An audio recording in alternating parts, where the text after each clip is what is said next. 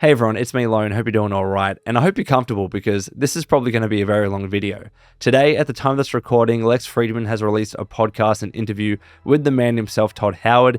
If you want to watch the full thing, it is linked in the description below, and I highly recommend that you do so because it's almost 3 hours long, and Todd goes into a lot of detail about his time at Bethesda, the games he's worked on while there, his philosophy when it comes to games design, and most importantly, he talks about the heavy hitters. We hear about Starfield, we hear about Elder Scrolls 6, heck, we even hear about the upcoming Indiana Jones game, in addition to like the Fallout TV show and a few other things, which is just, you need to watch the full thing, alright? I'm going to be summarizing the main points from that interview in this video, by the way, so if you enjoy it, if it helps you, please do like, it really does help the channel out. Subscribe if you're new, but let's get right into it. So when he starts talking about Starfield, this was about like, I think 50 minutes into the interview or so. They're all timestamped, so it's really easy to follow along. But this is what Todd said about Starfield. He starts off by talking about why they wanted to work on Starfield in the first place. And this is stuff that we kind of heard about already. He said that BGS always wanted to work on a space game like Starfield. That's kind of how it got started. He talked about how they started Starfield pretty much right after Fallout 4 in 2016. So it's been in development for a long time now. But I do want to mention and highlight later in the video, we're going to be talking about how Todd and the team at BGS overlap when it comes to developing their games. And that's going to give us a good indication as well in terms of where Elder Scrolls 6 probably is at in terms of games development. So I'm highlighting that now because even though they started working on Starfield, in 2016, that wasn't full development of Starfield in 2016, right? Because of how they overlap with games. But I digress. Let's move on. So he talks about how they prototyped Starfield in a way to generate landscapes with a lot of handcrafting to make the planets look a little bit more realistic. That's always been a concern when it came to Starfield and the 1,000 plus planets. Is it all going to be procedural generation? Todd kind of, talked about how, yes, there is a level of procedural generation, but the team goes over and make sure that there is stuff that's handcrafted, the typical stuff that you expect to see in a BGS game. It's not just all procedural generation and that's it. So he emphasizes that. They essentially created a new system to help create as many planets as they wanted to, but they did scale that back to ensure there was a set finite amount of planets that they could name that actually had interesting stuff to explore for the most part. So he went into a lot of detail about that. He also specifically talked about that. What is actually fun about landing on a planet that literally has nothing on it? He goes into detail by saying that planets can be empty with just resources, so long as you tell the player that. They don't always have to have completely interesting stuff in them. You can have some of the ones that are just, meant for resource farming, and that's totally okay, so long as you're aware as a player. But he also says that there's a certain beauty about planets that are empty, that are barren, that you can just go to, explore, watch the moons move around, look at the sunrises and the sunsets, and also build a home or an outpost on it. There is a certain beauty about that, in his opinion. And I agree, like sometimes in games like Skyrim, you just watch the water trickle along and watch the wind blow in the trees. I do see what he's saying. Some people might find that boring eventually, but I think there is a certain charm to that, depending upon how it's done. They are definitely modeling all the systems. Planets will be able to rotate, again, have sunrises and sunsets, what you typically expect if you were to land on an actual planet, which is cool. The game will also tell you where the handcrafted content is, so where are the quests and other typical stuff, again, as I mentioned, that you would see from a BGS game like Fallout and Elder Scrolls. And then the game will also tell you where the more open procedural generation and planet-like experiences are, that, again, you can just go there to explore and look for resources and maybe set up your own home, stuff like that. So it looks like that the team there, they've spent a lot of time to ensure that they direct players. Here's what where you can go to find the typical stuff you want to experience from us. But if you wanted to spend hours on end just mindlessly exploring planets and building and whatever, here's the direction that you can go in. I really like that. If they can make that super clear, hopefully it kind of caters to both types of players. I know a lot of players with Fallout 4, for instance, they love the base building, but not everyone liked that. Not everyone liked that kind of being, shoved into their faces. I wouldn't say that it was shoved into people's faces, but you know what I mean. Like, people didn't really like that it was so intertwined into the main game. I think with Starfield, by the way, that Todd's speaking about it, it's a little bit more directed and a bit more separate, which is good to see in my opinion. So Todd goes on that he says, all of the 1,000 plus planets have been named. There is a finite set. And even though it's a very large number, it's still a finite set of planets. So they said 1,000 plus. I reckon, we'll be able to figure out how many actual planets there are. 1,024, that's going to be my guess. And it's a set, as he said, that they've validated, and they know about every single planet thanks to the system that they've built. He did go into detail and said because of the system that they built, they could have had as many planets as they wanted to. They could have had like 2,000 or 3,000 or 4,000. But once you get to that stage, it's a little bit hard to make, a lot of them interesting. So they wanted to make sure that it was a smaller, finite number. I still think 1,000 plus planets is a fairly large number, to be honest, but according to Todd, that's actually on the smaller side, especially because of the system that they built. So that was interesting to hear him talk about. He also mentioned that they have leveled this system by player level. So there are different systems, and some are low level, some are medium level, some are high level. So as you're exploring different systems, and he said that there's about 100 different systems in the game, which is really interesting. And by systems are like, different planets, a bunch of different planets within those systems. So 1,000 planets, 100 systems, and those 1,000 planets within each of those 100 systems, essentially. And yeah, those systems are player leveled. So as you go along in the game, as you get more experience and as you level up, you'll be able to explore and have an easier time, exploring more of those systems, which is going to be cool. He goes into more detail about how the game used to have a system, not anymore, but it used to have a system where as you're flying in space with your spaceship, you could actually run out of fuel and get stranded, and you would either have to press a beacon to get saved, or maybe when you're on a planet, you'd have to mine to get more fuel for your starship or your spaceship. But they eventually found out that that's not really that much fun. It kind of just stopped your game. It stopped the fun. It stopped the progression. And maybe it was a little bit too realistic. So they got rid of that. He did kind of hint that maybe for a hardcore survival mode later that they'd bring in a system like that. But currently in the current build of the game, they did remove that. He also talked about how there's a lot of different environmental things on these planets. So there are different spacesuits with different buffs. You can have, that affected by the gas on a planet, the toxicity, the temperature, etc., etc. So I like that. There's a little bit of depth to that in terms of and maybe a little bit of strategy in terms of the spacesuit that you're wearing, the planet that you're going on. Do you need to have particular spacesuits for certain planets that you want to explore? How do you know that beforehand? Are you able to scan a planet that says, here's the toxicity level before you land, you need a spacesuit that's kind of adapt to that. So I think that's interesting. It at least, even with planets that are a little bit more barren, that are just for purely resource farming, it at least makes that decision a little bit more interesting as well. You're going to have to wear particular spacesuits to have a bit more of a better time. So I like that. There are definitely robots, of course. We know this. We know that Vasco is a robot companion who has a name and a bit more of a personality.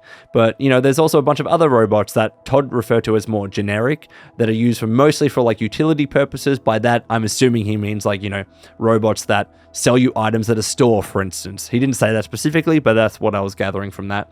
That was an intentional tone decision. Throughout this whole interview, there's whole underpinning, theme of tone. Todd keeps talking about what's the tone of the game, how do you want it to feel, and how does that affect how you make a particular game.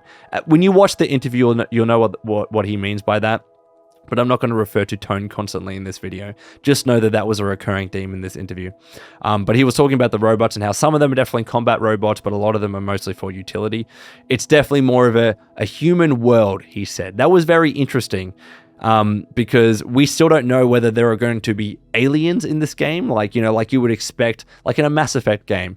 We don't know that yet. They didn't talk about aliens. They haven't talked about aliens so far. We know that there are robots, and it's mostly going to be a human world. I would love to know if there are actual aliens in this game. Maybe it's going to be part of a big reveal sometime down the line when they show more gameplay, they show more of these planets. Or maybe that's too spoilery if it's coming later on in the game. I legitimately have no idea, but I would like to see aliens. I would like to see, and by aliens, you know what I mean, not just humans. I think that as a space game, that makes it a little bit more interesting, but we don't have confirmation of that yet. He talked, a lot about how he got inspiration from his time with Elon Musk and SpaceX and the stuff that they're doing.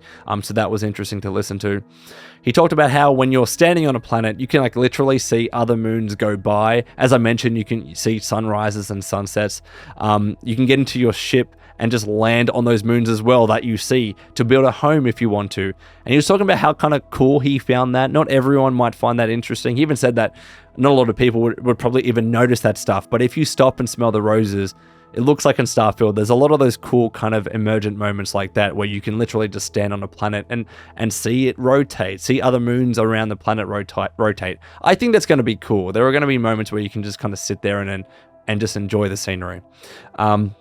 He talks about how in cities, ships just like come and go like it's like a realistic world. There's not much you can do with that. Like the ship will land and the ship will leave, but it makes you believe that this is actually kind of like an emerging realistic world where people are actually traveling around and docking, and that's kind of cool. It's not just, all about combat as well when it comes to the freighters, that you experience when you travel in space with your spaceship. Yes, a lot of them are combat based, but some of them can actually contact you for various purposes. I assume that he means for like quest lines, for instance. Maybe a freighter contacts you and says, hey, here's a quest that we want you to do. Maybe there are kind of like random encounters like in Fallout where random freighters just contact you for like interesting stuff. I'd like to see that. He didn't say anything about random encounters, by the way. That's my speculation, but I still think that's cool. Something really interesting as well. This came later in the interview when he was talking about Elder Scrolls 6, but this is technically a Starfield thing. He was talking about how they literally have bots and AI set up every day to load up and play the game and go into every place and just run around to test it. And then they've automated that process to where they get full reports to see where the crashes take place, how many there are, where the frame rate really drops. And that all essentially helps the BGS and the team there focus on where to fix the game. What areas, what crashes do they need to fix? And hopefully these AI and these bots that are running through the game are as closely as possible replicating what we would do as players. And he also mentioned as well that they have bots that go through and do like the main quests, like the first part of the main quests. So they're not trying to waste as much of QA's time as possible. Of course, this game is still going to have QA. He didn't mention that, but they use AI and bots to make that as easy as possible to save, as much time as they can. And it makes sense. Like if you just have a bot running around doing random stuff, you can easily see, if there's a bunch of frame rate drops in this particular run or a lot of different runs, it gives them a big red flag to fix that area. It's very, very smart. And with a game the size, like it is, like Starfield, you probably need to have a little bit about that. You can't, it doesn't matter how many devs or how much QA that you do, you're going to miss some stuff. We have seen that when it comes to Bethesda Game Studios games. At launch, they typically have a lot of those issues because it doesn't matter how many people, there's no way, no matter how many years you spend in development, you're going to miss stuff the larger a game is. So maybe these bots are going to make it a little bit better in terms of the game, and make it a little bit better at launch when it comes to bugs and its stability. And hopefully we don't get too much of a repeat of Fallout 76. So that's pretty much what he talked about when he came to Starfield. I thought this was super interesting. He didn't say like too much crazy stuff that we didn't really know, but just hearing him talk about the game and how they've developed it and the things that they're focusing on, I'm really excited. I just want them to release the damn release date. I'm hoping, fingers crossed, at the Game Awards we get a release date. But let me know what you think, when it comes to everything Starfield. I'm going to move on because there is so much to talk about in this video. He starts talking about Elder Scrolls 6. Like, that's probably a game that more people are excited about over Starfield because it's a well-known franchise and people have played Skyrim enough and they want to play Elder Scrolls 6. So Todd said he has a vague idea when the game is coming out. He wished it was sooner. Now, I want to say this, and I didn't cover this in another video, but apparently the UK government roughly knows when Elder Scrolls 6 could come out. Microsoft had to release or send in this report to the UK government that talked about their games and rough dates, etc., etc. And one of the sentences was, we don't expect to see Elder Scrolls 6 before this date, but the date was redacted. So apparently the UK government knows, and Todd kind of knows, but we don't know. I would love to know that date, but we'll talk about that a little bit in a second because I think we can kind of gather from what Todd is saying in terms of where Elder Scrolls 6 is at right now and possibly when it's going to be released, but we'll talk about that in a little bit. But yeah, he did talk about how he wished that it was sooner. He wished, and he said this before, he wished that the games that they worked on didn't take so long, but they do, unfortunately. That's the reality, not just of games development, but of the big open world style games that BGS create. They take a lot of time, and that's why Starfield has taken so long. COVID affected it, the delays have affected it, but they take long, and he doesn't feel the best about that, but it's the reality of games dev. And he did say though, interestingly, about Elder Scrolls 6, if he could go back in time it would never have been his plan to make it take as long as it's taking. If he could go back in time, and I don't know what he means by that. Todd, do you mean that you wouldn't have done Fallout 76? Is that what you're meaning? Or are you saying something else? Because, I don't know what you meant by that, man. Like, I don't think he would ever come out and say, I regret working on Fallout 76. I think it's something that they wanted to do. They wanted to do the multiplayer stuff. I don't think he's implying that. I think what he's just saying is that I wish we could have done some things differently to make it that Starfield was already out and they were already working on Elder Scrolls 6 maybe. I don't know. You read into that what you will. Actually listen to what Todd said.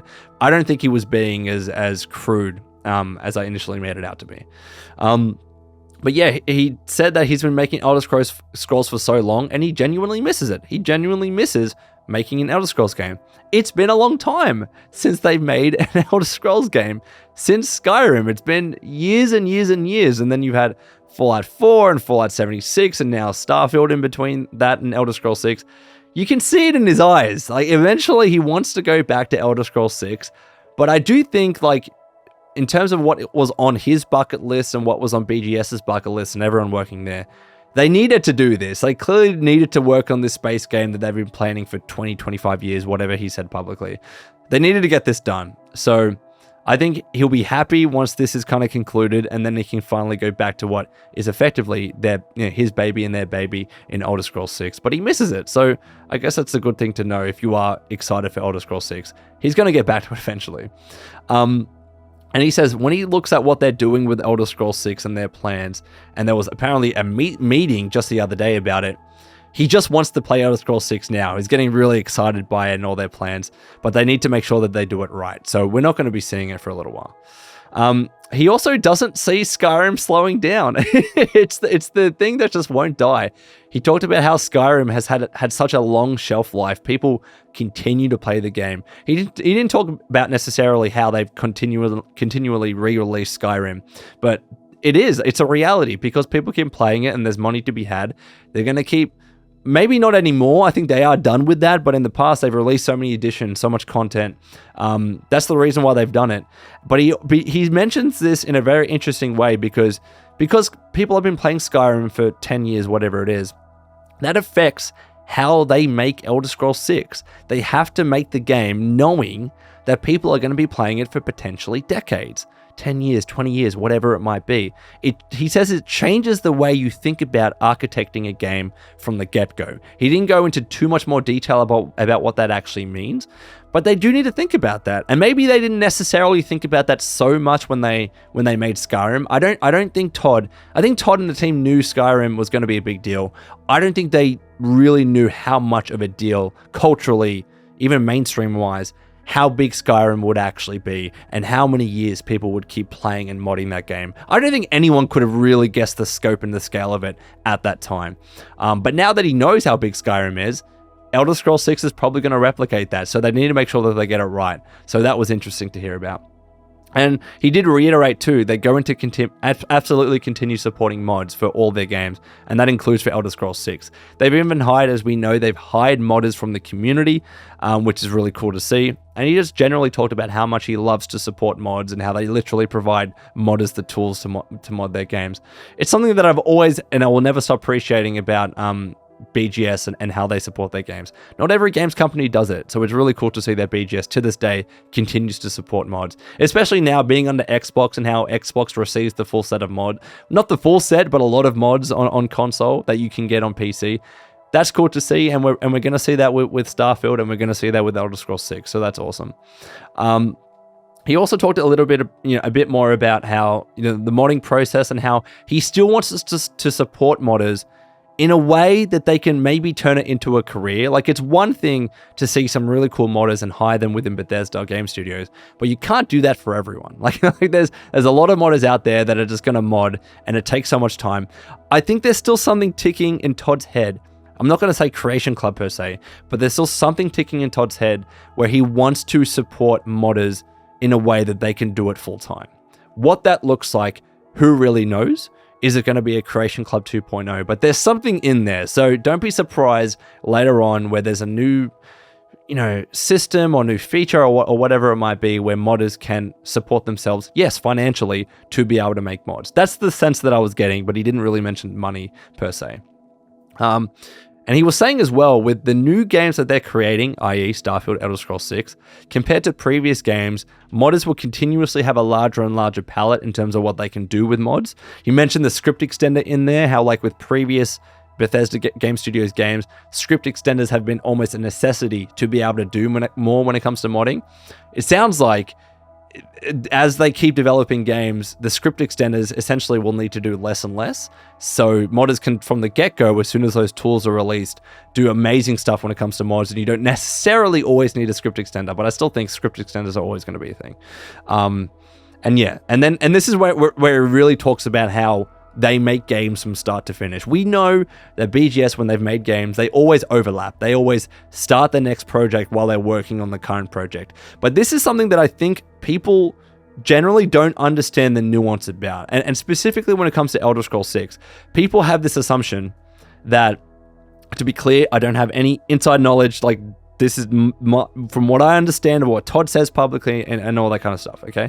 I just want to stress that. But I think people don't, They make too much of an assumption or too much of a reach when they think, well, Elder Scrolls 6 development has started now. It's probably been in development for 1 or 2 years. Therefore, we're going to see that game release 1 or 2 years after Starfield comes out. I genuinely do not believe that is the case. Listen to what Todd says about that and you'll see what I mean. So he talks about how at the beginning, when they start creating a game from scratch, that is, in the middle of a current project. So for Elder Scrolls 6, they're making Starfield at the time. They initially start talking about over lunch, over a coffee. They talk about the tone, the world, and the setting of a game. That's where it really starts. He says that they're always overlapping, so when they're midway through making one game, i.e., let's take Starfield as an example, they've had enough conversations to understand what the next game will be, i.e., Elder Scrolls 6, where it's set, what is its tone, what are the big ticket items, what makes the game unique. They know, they have a good idea about all that kind of stuff midway into a project, okay? So, midway into Starfield's development, they'd essentially had a good idea when it comes to Elder Scrolls 6. And then, before they finish the current game, they start concepting, okay? So, before they finish Starfield, they start concepting for Elder Scrolls 6. They look at concept art, or they make concept art, they concept like the story and stuff like that. And usually the beginning of the game is worked out at that time too. Music is also done fairly early. Like we already heard some of Elder Scrolls 6's music in the teaser that they did at E3, I think, a few years ago. But that's been worked on, of course, since then. So music is done at about this time too. They're, of course, working with Einon Zur on that, which is going to be cool to see him return. And they've actually finished this step for Elder Scrolls 6. They've done a take on the music for the game. And then after that, you start concepting and designing the actual world. And then that's when they start wrapping up the current game, i.e. Starfield, and really start prototyping the new game, Elder Scrolls 6. That's when they build the spaces. There's a first playable, build of a small section of the game, and then they can prove that out to people internally, show them what it looks like, what it feels like, etc., get feedback. And then they'll start making a larger chunk where more of the team comes on board now that the previous game is done. So once the previous game is done, release Starfield, they make the larger chunk and bring more of the team on board. But that is still a vertical slice. So even when Starfield is released, internally, Elder Scrolls 6, very roughly, will still have a vertical slice, not a full build, and not even the full team yet, okay? People are still mostly at BGS. They will be working on Starfield as Starfield is being released. They still need to fix the game, working on DLC, whatever it is. But at that stage, it'll be a vertical slice of ES6 with some of the team coming back onto working on ES6. And then, he talks about there's a larger chunk of the game, and when they feel good about that, that's when they bring on the rest of the team. So they can still do, he says, we still do DLC and content for our games, of course, our previous games, but eventually that's when they move on to full production, okay? So sometime after Starfield is released, and maybe they've done some post-launch content, or they have a good idea as to what the DLC is, and they have the team in place for that, and it's just kind of been released and spat out. That's when more of the team comes on board and they start the full production. And depending on the game, full production usually takes like 1 or 2 more years, okay? And then after that, there's a final 6 to 12 months where it's like they just kind of polish, they work on the glue, they make sure everything just kind of works together, they shave. And he talked a lot about how that's the period where they make sure things flow in that last 6 to 12 months. Before the last year of development, the game flow doesn't even exist, he said. That's where it all really comes together for the final build. So I know that was kind of all over the place, and that's the flow of podcasts and interviews, right? But based on all of that, if you were to ask me, Lone, when do you think, based on that process, when do you think Elder Scrolls 6 is going to be released? I would say if Starfield's coming out roughly hypothetically mid next year, so 2023, I would say at minimum 2026, probably in Todd's favorite month of November, okay? That would be my guess. But more conservatively, I would say 2027, 4 years after Starfield, in that November period. That's when I think Elder Scrolls 6 is probably going to come out. I think that 3-year turnaround, because if you look at the time between BGS games, it's typically 4 years, right? That 3-year turnaround, even though they have Xbox helping them, even though they've had the biggest team that they've ever had, I still think 3 years is still a little bit too short. It adds up with what Todd is saying, 1 to 2 years of full production, 6 to 12 months of the kind of the finalizing, the gluing things together, etc. That's 3 years.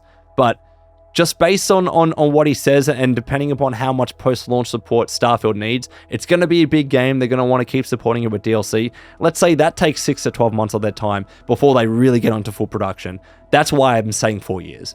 So 6 to 12 months of DLC for Starfield, then 1 to 2 years of full production for Elder Scrolls 6, then the final 6 to 12 months of gluing, as Todd said.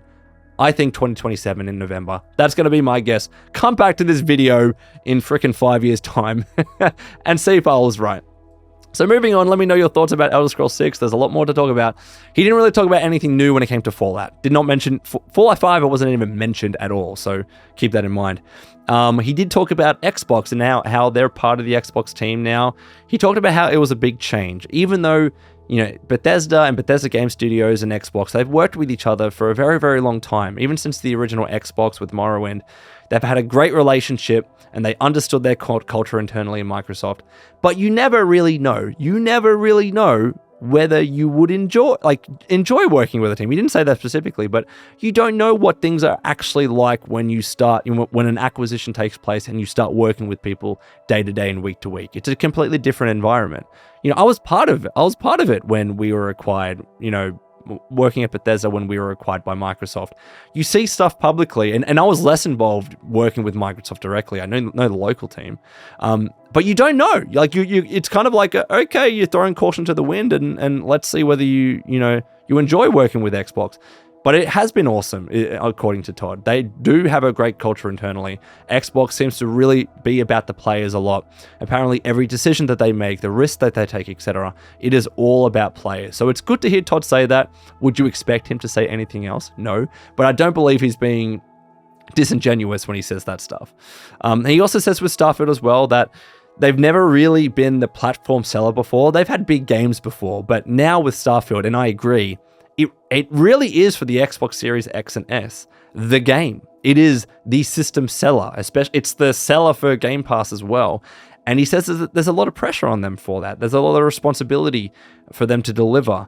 And again, with the shadow that is Fallout 76 and the launch that had, it's clear that they're making sure that they take their time with this game and they get it right. That's why the game was delayed. It needs to be as perfect as a BGS game can be. It is not going to be perfect. There will be issues, but they need to make sure it's as good as possible. So they are delivering on all these expectations, especially like $7.5 billion Xbox players wanting all these first-party IPs. Starfield is the first really big IP that is coming from these acquisitions, right?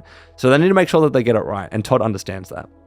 Also, development-wise, Todd says that he likes the ability to focus on one console and also get help from the team. He says that top engineers at Xbox are helping them with Starfield and making it look absolutely amazing on the new system. So Todd he essentially likes that he doesn't have to also develop for PS5. Not because it's PlayStation 5 per se. He says it's a great console, but just working on one set of hardware, no matter which it is, obviously makes life easier for them, and we know that. And he also talks about how difficult PC games development can be. There are different graphics cards, different drivers, different monitors, like everything differs from computer to computer. It's very difficult. But with the Xbox Series X, it's one console, you know exactly what the pieces are, and it doesn't change. And you literally work with the people, like Todd will work with the people that literally built the console. They can tell BGS exactly how, as Todd said, exactly how you can make the console dance. So I think all of that, hopefully, should translate into a much smoother and an amazing experience when it comes to the graphics and the frame rate and the fidelity of the game. Whether that actually comes through, and who knows, but that's what Todd is saying. So let's see what happens at launch. Again, he talked about the Fallout TV show very briefly, but he did talk about how, again, they had movie offers in the past, but Todd really wasn't feeling it. Apparently, a lot of those movie offers were just like, hey, we want to retell the story of Fallout 3, we want to retell the story of Fallout 4. I wouldn't have minded that. I wouldn't have minded a movie about Fallout 3, to be honest, but let's be real, like, Fallout 3 is my favorite game of all time, but the story was not the pull of it. It was the wasteland, you know what I mean? Like the story was fine, the water purification, all that kind of stuff. But would you make a movie about it? Probably not so much. So I understand why Todd at that stage was like, nah, we're not going to do a movie. But then he was talking about how with TV shows and how they've improved with budgets and all that, he became really interested in doing a TV show, and Amazon approached him. And Todd Howard always loved, Jonathan Nolan's work with Westworld, etc. And he calls him Jonah. Jonah said that to Todd that he's the person that he's always wanted to work with, and Fallout's actually one of his favorite video games of all time. It was the perfect fit. So he instantly, Jonathan Nolan wanted to sign up for it. And apparently Todd is visiting sets, he's reading scripts, he's really getting involved as an exec producer. And according to Todd, they're doing an incredible job. We've seen a lot of these kind of leaked set photos, and I'm not going to show them on screen, but they clearly are paying a lot of attention to detail. And Todd says the exact same thing. Apparently, we're going to be blown away. Their attention to detail, they're literally obsessed with what's on the screen and the storytelling. And I believe it, just based on those photos, I believe it. I think this has potential to be an incredible series. The proof is in the pudding, we'll see, but looks like Todd is completely sold on it. As you would expect, of course, as you would expect as always. He's not going to downsell the TV show that he's literally executive producing, but hopefully it works out in the end. Again, he stressed that he wasn't really interested in a movie that just retold the story of Fallout 3 or Fallout 4. For this, they're doing something that essentially exists in the world of Fallout, but not retelling a current story. So it'll take place in an area of the map. We know that it's probably going to be taking place on the West Coast. West Coast? Yes, West Coast. And essentially they're going to tell a story which fits in the world of Fallout that they built and doesn't break the rules, but still references the games in some way, but it's not about the games. So essentially, they're going to be able to do their own unique thing and add to the world of Fallout. And I think I've said this before, that's the perfect approach. It's the way that they need to go. So they don't step on the games. Todd can still do their own thing when it comes to doing Fallout 5 eventually. Amazon can do their own thing when it comes to, the TV show. I think that's the best of both worlds. It's a great way to go about it. And I'm interested to see what kind of stories that they tell, new stories that they tell in the Fallout universe, because the franchise has so much more potential in that regard. And lastly, Todd talks about how TV shows are generally a little bit more character driven. It's about the main characters and they're the engine. It's not like a video game where the world and the gameplay is the major factor. It's the interesting characters. And we've seen some really great, recruiting when it comes to the actors, Walter Goggins and other actors and actresses involved. I think they're going to get this right. That's my bottom dollar bet, but let me know what you think in the comments. And finally, bloody hell, this is going to be a long video. He talked about Indiana Jones. He talked about how Indiana Jones... Todd's a huge Indiana Jones fan. You look at some of his interviews at home, you can see some relics and Indiana Jones merch sitting on his shelves, so it's very cool.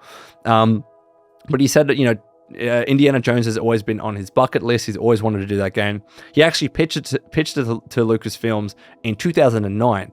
Now, the deal fell apart initially because essentially they couldn't decide who was publishing the game. Disney still wanted to publish the game, or Lucasfilms wanted to publish the game at the time, and Bethesda obviously were a publisher as well, so they wanted to publish it. So it kind of fell apart because of that reason. And also, apparently, Todd didn't even have the team to do it at the time. He just wanted to pitch it and figure that out later. But then, of course, they made Skyrim, and the rest is history. But fast forward 10 years later, or yeah, roughly 10 years later, Lucas is now part of Disney, and Todd pitched the idea again, and they loved it, especially because now, Disney's doing a lot of franchising, a lot of licensing. They're allowing different teams to work on their projects, especially when it comes to games as well. So now they're a little bit more reticent in saying, you know what, yeah, you can develop this game, especially because you're so passionate about it. And plus, Todd agrees that, the team at Machine Games are the perfect fit for it. What they do with the Wolfenstein games, I think, tone-wise, it makes complete sense. They can be kind of similar in that regard, and they're doing an incredible job. Apparently, it's a real love letter to Indiana Jones. And in terms of what the game is, it's a mashup. It's intentionally not one type of game. It does a lot of different things that they've always wanted to do in a game. So that kind of came up when it was asked, is it an action adventure game? Like, is it an RPG? What is it? Apparently, it's going to be a mishmash of all those kinds of different types of games. So it's going to be really interesting to see what Indiana Jones actually is. It's going to be curious. But yeah, that was pretty much the full interview with Todd Howard and Lex Friedman. Let me know your thoughts in the comments below. In terms of my final thoughts, I will say that I'm still very excited for Starfield. I'm looking forward to it. Looks like they're taking their time with it. They're getting it right. Elder Scrolls 6, as I mentioned, I do think don't expect the release date to be 2 years after Starfield comes out. I just don't think it's going to happen. It's not in line with what Todd has literally just said about how they overlap and develop their games. So don't expect it in the year even 2025. I genuinely think at minimum it's 2026, but more likely it's 2027 in November. And then, yeah, I'm looking forward to the TV show, and hopefully they do some cool stuff with Xbox. So let me know your thoughts in the comments below. I hope you enjoyed this long video. And until next time, this has been Lone. Please take care of yourselves, and would you kindly keep fighting the good fight.